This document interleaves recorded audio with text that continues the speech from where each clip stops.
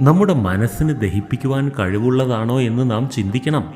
നമ്മുടെ മനസ്സിനെ അസ്വസ്ഥപ്പെടുത്തുന്ന, നമ്മുടെ മനസ്സിനെ സ്തംഭിപ്പിക്കുന്ന കാര്യങ്ങൾ നാം നമ്മുടെ കണ്ണുകളിലൂടെയും കാതുകളിലൂടെയും സ്വീകരിക്കാതിരിക്കണം. അഥവാ നിങ്ങൾക്ക് ഊർജ്ജസ്വലനായി മുന്നേറണമെങ്കിൽ ജീവിതത്തിലെ പല ഘട്ടങ്ങളിലും നിങ്ങളൊരു ബധിരനായി മാറേണ്ടി വരും, അല്ലെങ്കിൽ നിങ്ങളൊരു അന്ധനായി മാറേണ്ടി വരും. അതായത് നിങ്ങളുടെ മുന്നിൽ നടക്കുന്ന എല്ലാ സംഭവങ്ങളെയും നിങ്ങൾ കാണണമെന്നോ നിങ്ങൾ കേൾക്കണമെന്നോ യാതൊരു നിർബന്ധവുമില്ല.